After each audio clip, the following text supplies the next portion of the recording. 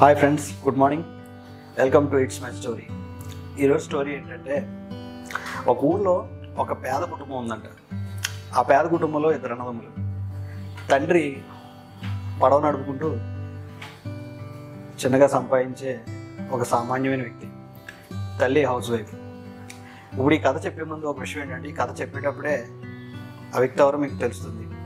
ఒకవేళ తెలియకపోతే లాస్ట్లో నేనే చెప్తాను. సో ఒక నిరుపేద కుటుంబం, తండ్రి పడవ నడుపుతూ డబ్బులు సంపాదిస్తూ ఉంటాడు. ఒక చిన్న నిరుపేద కుటుంబం.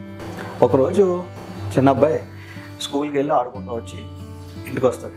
ఇంటికి వచ్చేటప్పటికి అప్పటికే వాళ్ళ అమ్మ ఇంట్లో చపాతీలు చేస్తుంటే వాళ్ళ అమ్మ పక్కన కూర్చుని చపాతీలు తింటూ ఉంటాడు. ఆడుతూ పాడుతూ వచ్చిన చిన్న అబ్బాయి కాళ్ళు చేతులు కడుక్కుని ఇంట్లోకి వెళ్ళి, అమ్మ నాకు చపాతీలు పెట్టమ్మా అని చెప్పేసి కూర్చుని ఉంటాడు. బాగా ఆటలాడుకుని రావడము విపరీతంగా ఆకలేస్తున్నట్టు ఉంటుంది. వాళ్ళ అమ్మగారు చేసిన చపాతీలను అబ్బాయికి పెడుతూ ఉంటారు. వాళ్ళ అన్నయ్య తిని లేచిపోయి వెళ్ళిపోయేటప్పటికి ఆ పెడుతున్న చపాతీలన్నీ కూడా ఆ చిన్న అబ్బాయి తింటూ ఉంటాడు. వాళ్ళ అమ్మగారు వేస్తూ ఉంటారు, తను తింటూ ఉంటాడు. కడుపు నిండా తిన్న తర్వాత బయటికి అన్నయ్యతో పాటు వచ్చి చేయి కడుక్కుంటూ ఉంటాడు. ఆ చేయి కడుక్కునేటప్పుడు వాళ్ళ అన్నయ్య ఏమంటాడంటే, అరే అమ్మ చపాతీలు వేస్తూ ఉంది, నువ్వు తినేస్తూ ఉన్నావు. అసలు అమ్మకి చపాతీలు ఉన్నాయి లేదు నువ్వు చూసావా? అసలు ఇంట్లో మనం ఎంత పేదవాళ్ళు నువ్వు గమనించావా అని ఆ చిన్నపిల్లవాడిని, మేబీ 5th 6th క్లాస్ చదువుతూ ఉంటాడు ఆ టైంలో. నువ్వు అసలు ఇంట్లో అమ్మకి ఏమన్నా ఉందని చూసావా అని అలా అంటాడు.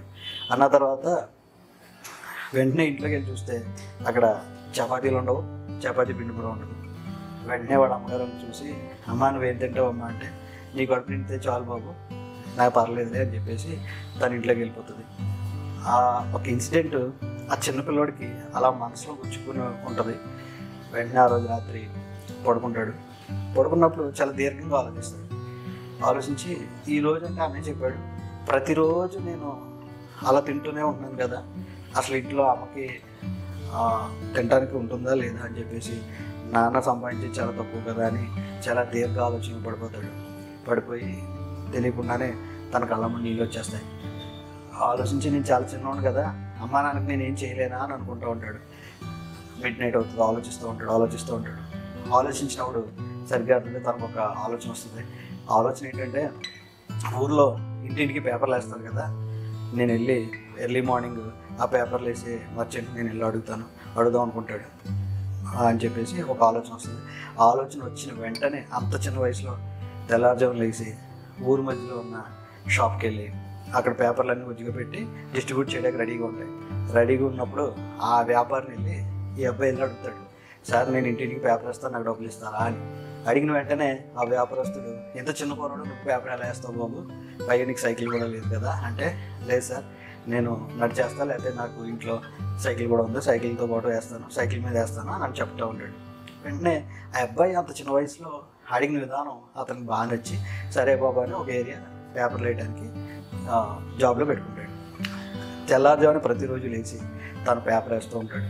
మొదటి రోజు పేపర్ వేసిన డబ్బులు తీసుకొచ్చి వాళ్ళ అమ్మకి ఇచ్చి, అమ్మ ఈ డబ్బులు ఉంచుకో, మన ఇంట్లో మనకి తిండికి ఉపయోగించు అని చెప్పేసి ఆ అబ్బాయి వాళ్ళ అమ్మగారితో చెప్పడం. నీకు ఎలా వచ్చినాయిరా అని అడిగితే, లేదమ్మా పొద్దున్నే తెల్లారుజామున లేచి నేను పేపర్ వేస్తున్నాను, మనం చాలా పేదవాళ్ళం కదా, నాన్నకి నీకు సాయం చేయాలనే ఆలోచన వచ్చింది, నాకు కావాల్సిన తిండి నాకు పెట్టే క్రమంలో నువ్వు చాలా రోజులు ఆకలితోనే పడుకున్నావు అని చెప్పేసి నాకు అనిపించిందమ్మా, సో నేను ఈ జాబ్ చేయాలనుకుంటున్నాను అని తల్లితో చెప్పిన వెంటనే ఆ తల్లి ఎంతో సంతోషించి, నిజంగా ఇంత చిన్న వయసులో అంత పరిణతి చెందినట్టుగా ఆలోచించి కుటుంబానికి సహాయపడుతున్నారని ఎంతో ఆనందపడి కన్నీళ్ళతో హత్తుకున్నప్పుడు ఆ అబ్బాయి కూడా ఇన్ని రోజులు నా కోసం పస్తున్నావు అని ఆ అమ్మని ఏడుస్తూ చాలా ప్రేమగా చూసుకోవాలని ఆ రోజు నిర్ణయం తీసుకుంటాడు.